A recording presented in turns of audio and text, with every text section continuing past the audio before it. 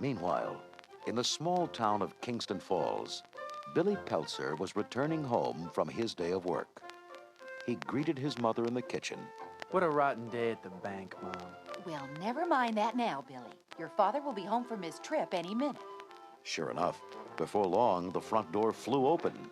Ho, ho, ho! Merry Christmas! Rand handed Billy the present. I want you to open it now. This can't wait until Christmas morning. Billy tore off the wrappings and lifted the lid. A tiny ball of fur peeked out of the box with large, friendly eyes. Billy grinned with delight. What is it, Dad? The owners call it a mogwal. You can train him to do anything, and he's really clever. He figured out how to work most of my gizmos all by himself. Well, since he likes Gizmo so much, let's call him Gizmo. Billy's mom watched Gizmo crawl out of the box, climb onto Billy's shoulder, and lick his cheek. This is so cute. I've got to get a picture. Okay, smile. The bulb flashed, and Gizmo screamed in fright. Billy cuddled the trembling mogwai. Dad, what happened? The little fella's scared. He hates bright lights. See, there are certain things you have to remember about this guy, Billy. Besides bright light, keep him away from water, and never feed him after midnight. Never. Billy cradled Gizmo in his arms. Come on upstairs, little fella. I'll show you my room. He took him into the attic and set him on his desktop. Whoops, let me dim the lights for you. There. Is that better? Gizmo smiled and sang a single clear note. Billy turned on his portable keyboard and played the same note. Gizmo's large ears perked up, and then he sang 5 notes. Billy struggled with the keys. I'm not quite getting it right, Giz. Billy watched the little mogwai lean over the keyboard and play the 5 correct notes. Thanks, Gizmo.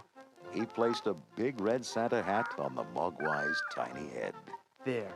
Can you say ho, ho, ho? Gizmo couldn't figure why Billy was laughing. Billy saw Gizmo's puzzled look. I'm laughing because you look so cute in your hat, Gizmo. Want to see? Billy held up a mirror.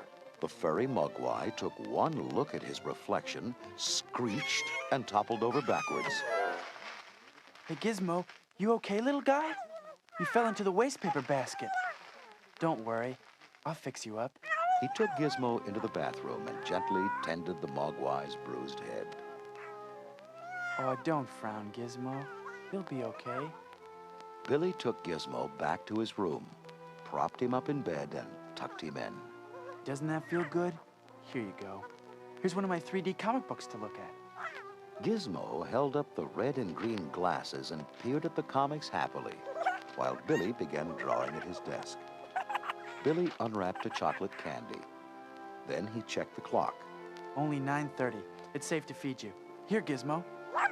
Billy's dog Barney watched the little mogwai chew happily on the candy. He wandered over to the bed, sniffed at Gizmo, and then gave him a friendly lick. Billy looked up from his work. See, I knew you guys would be friends. When he finished the drawing, Billy signed his name. He pointed out the name to Gizmo and pointed to himself. Billy. That's me. Billy. Gizmo tried to imitate him. Billy grinned.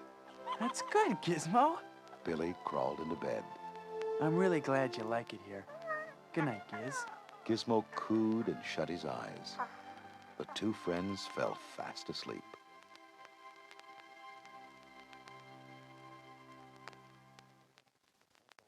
That was the end of Book 1 of Gremlins.